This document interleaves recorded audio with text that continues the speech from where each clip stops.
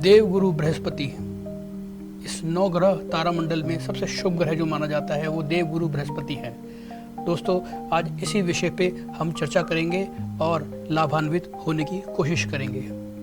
स्वागत है आप लोग का वेदांतम टीवी में एक बार फिर से। दोस्तों, जिन लोगों ने सब्सक्राइब फॉलो नहीं किया है वो ज़रूर करें, क्योंकि यहाँ पे आपको सत्यापित विशेष जानकारियाँ ग्रहों के बारे में या कुंडली के बारे में मिलने वाली है।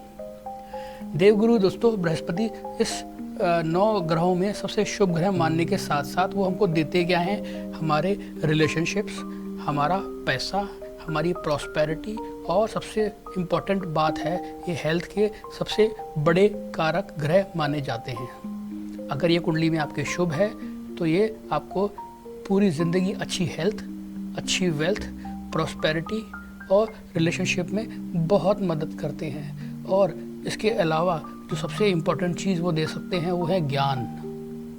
बृहस्पति जिसका दोस्तों अच्छा है उसको ज़रूरी नहीं कि फॉर्मल पढ़ाई लिखाई या की ज़रूरत पड़े, या अगर वो नहीं पढ़ा लिखा है तो भी वो ज्ञानी हो सकता है। तो आज हम दोस्तों बात करेंगे विशेष रूप से ये बृहस्पति जो है किस किस भाव में कुंडली के किस किस तरह के फल देने में सक्षम है। बृहस्पति दोस्तों आज शुरू करेंगे हम पहले भाव से, 5वें भाव से और 9वें भाव से। पहला धर्म त्रिकोण आज हम लेने की कोशिश करेंगे कि यहाँ पे ये किस किस तरह के फल देते हैं। तो सबसे पहले दोस्तों बृहस्पति पहले भाव में, फर्स्ट हाउस, जहाँ पे भी लग्न कुंडली खुलती है, जो पहला भाव है उसको हम फर्स्ट हाउस बोलते हैं। अगर वहाँ पे बृहस्पति विद्यमान है, आपकी राशि कोई भी हो, कोई मेष लगन का है, कोई वृष लगन का है, कोई वृश्चिक लगन का है, कोई मिथुन लगन का है, कोई कर्क लगन का है, उससे कोई फर्क नहीं पड़ता। लेकिन अगर बृहस्पति पहले भाव में स्थित है तो सबसे अच्छी बात दोस्तों ये हो जाती है कि इन लोग के रिलेशनशिप्स बहुत अच्छे होते हैं, दोस्ती यारी बहुत बढ़िया होती है, और जो भी दोस्ती यारी या रिलेशनशिप्स इनके होते हैं वो ज्ञानवान लोगों से होते हैं। ये खुद भी बहुत ज्ञानी होते हैं। इस बात से दोस्तों कोई फ़र्क नहीं पड़ता कि ये जातक कितना पढ़ा लिखा है। अगर कम पढ़ा लिखा है तो भी बहुत ज्ञानी होता है और लोगों को समझाने और समझने की शक्ति ये देवगुरु बृहस्पति देते हैं यहाँ पे। साथ में दोस्तों इसका साइड इफ़ेक्ट भी हो सकता है, जैसे कि ये लोग थोड़े से बल्की या हैवी, थोड़ा वेट लिए होते हैं और इनको वज़न कम करने में विशेष दिक्कत का सामना करना पड़ता है, या वज़न कम करना चाहेंगे, क्योंकि दोस्तों बृहस्पति जो है हमारे बढ़त का प्लैनेट है, प्रॉस्पेरिटी का प्लैनेट है। इसीलिए वो इन लोगों को वेट का एडिशनल जो इनपुट है वो देके रखते हैं। तो काफ़ी कोशिश करने के बाद इनका वेट कम हो पाता है। हाँ, पंचम भाव पे दृष्टि, सप्तम भाव पे दृष्टि और नवम भाव पे दृष्टि इनको बहुत सारी अच्छी चीज़ें देती है। पार्टनरशिप्स इनकी अच्छी चलती है और इनके जो पार्टनर्स हैं वो भी संयमित और ज्ञानवान रहते हैं। अब बात करते हैं दोस्तों बृहस्पति 5वें भाव में। दोस्तों पंचम भाव जो है हमारा प्रेम, प्यार, मोहब्बत, दोस्ती यारी, रिलेशनशिप, फ्रेंडशिप और एंजॉयमेंट का या क्रिएटिव एंडेवर्स का प्लैनेट है या घर है। वहाँ पे देवगुरु बृहस्पति सबसे पहले अपना दृष्टि संबंध पहले भाव से बनाएंगे और 9वें भाव से बनाएंगे, साथ में 11वां भाव भी। तो इसका मतलब क्या हुआ दोस्तों, लगन पे दृष्टि होने के कारण वो आदमी को बहुत स्ट्रांग बना देंगे। और जो सबसे अच्छी बात क्या है, जहाँ पे वो प्लेस्ड है 5वां भाव, वहाँ प्लेस होने की वजह से ये जातक बहुत अच्छे कंसल्टेंट साबित होते हैं, सलाहकार बहुत अच्छे हो सकते हैं। किसी को सलाह देंगे तो बिल्कुल जेन्युइन देंगे, अच्छी देंगे, और ज़रूरी नहीं उनके अंदर कोई उनका अपना निहित स्वार्थ हो।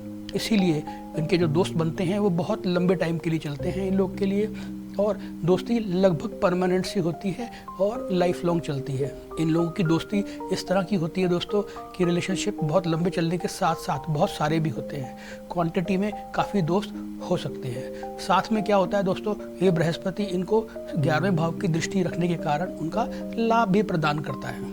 हाँ, थोड़े से आलसी ज़रूर हो सकते हैं, क्योंकि पंचम भाव में बैठा हुआ बृहस्पति 9वें भाव को दृष्टि देगा और हमें जो है नौकरी या कर्म की तरफ से विमुख कर सकता है। थोड़े आलसी होते हैं, इसीलिए ये क्या करते हैं, अपने दिमाग का यूज़ करते हैं, अपने मेंटल एक्यूमेंट का यूज़ करते हैं अपना काम निकालने के लिए या निकलवाने के लिए।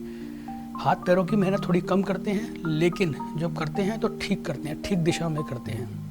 तो यहाँ पे सबसे अच्छी बात एक और होती है दोस्तों, ये लोग कम बीमार पड़ते हैं, स्वास्थ्य इनका जो है बहुत अच्छा रहता है। ऐसा क्यों होता है दोस्तों? क्योंकि 5वां भाव हमारा छठे भाव से 12वां भाव बनता है। छठा भाव हमारा रोग, रिपु और ऋण का होने के कारण यहाँ से हमको जो है जो परेशानियाँ आती हैं, जिसमें हम हेल्थ की परेशानी कह सकते हैं, या कोई लोन है, कोई लिटिगेशन है, इन सब से ये दूर बृहस्पति रखने में सक्षम होता है। तो जिन भी जातकों का बृहस्पति पंचम भाव में है, उनको चाहिए कि इस बृहस्पति को अच्छा रखें, शुभ रखें, और जिस तरह के वो नक्षत्र में बैठा हुआ है उसके परिणाम स्वरूप इनको बल देने की हमेशा कोशिश करें, और बृहस्पति को कमज़ोर करने का कोई कारण ना पैदा होने दें।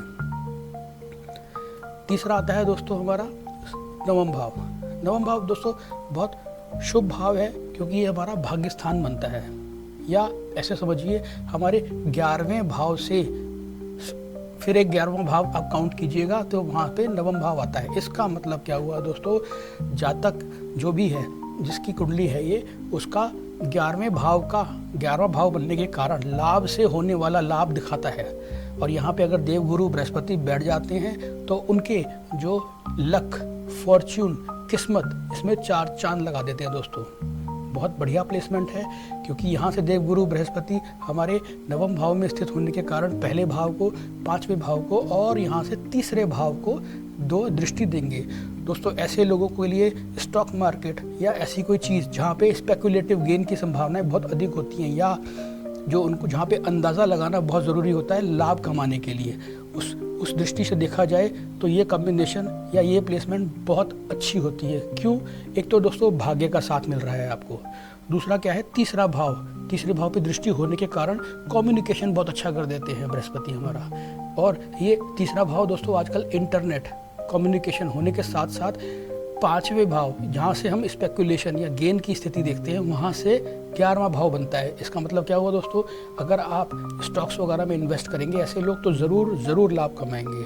और जैसा कि मैंने कहा कि वो फॉर्च्यून या भाग्य स्थान में बैठने के कारण ये भाग्य में 4 चांद लगा देते हैं दोस्तों। हाँ, मॉरली ऐसे लोग बहुत करेक्ट होते हैं, धार्मिक हो सकते हैं या धार्मिक बिल्कुल नहीं हो सकते, दोनों बातें हो सकती है इस केस में, क्योंकि इन लोग को लॉजिक चाहिए होता है किसी भी बात को हाँ या ना करने के लिए। तो अगर कोई जो डिस्कशन है, डिसीजन है, वो रैशनल है, जिसका कोई तर्क है, तो वे ज़रूर मानेंगे, अदरवाइज नहीं मानेंगे। इसीलिए जो पूजा पाठ है, हो सकता है इनकी रुचि बिल्कुल ना हो या बहुत ज़्यादा हो। हाँ, एक चीज़ ज़रूर है, लॉन्ग ट्रैवल करने के शौकीन रहेंगे, और जैसा जब भी इनको मौका मिलेगा बाहर ज़रूर ट्रैवल करने की कोशिश करेंगे। हाँ, जैसा कि मैंने पहले और पंचम भाव की स्थिति में बताया कि दोस्ती यारी अगेन इनकी बहुत अच्छी रहती है। हाँ, उसके साथ साथ क्या होता है, जो दूर की लॉन्ग डिस्टेंस फ्रेंडशिप इनकी काफ़ी ज़्यादा बनने की संभावनाएं होती हैं। दोस्तों आज के लिए बस इतना ही, क्योंकि आज हमने देवगुरु बृहस्पति को पहले 5वें और 9वें भाव में एक अलग दृष्टिकोण से देखने की कोशिश की है। इसी तरह के दोस्तों जानकारी और स्पेसिफिक प्रेडिक्शन फॉर योर कुंडली, फॉर योर चार्ट, आपके कुंडली के हिसाब से जानने के लिए ज़रूर वेदांतम एस्ट्रो को फॉलो, लाइक एंड शेयर करें। और हमारा यूट्यूब हैंडल है वेदांतम टीवी। तब तक के लिए दोस्तों जुड़े रहें और खुश रहें। धन्यवाद।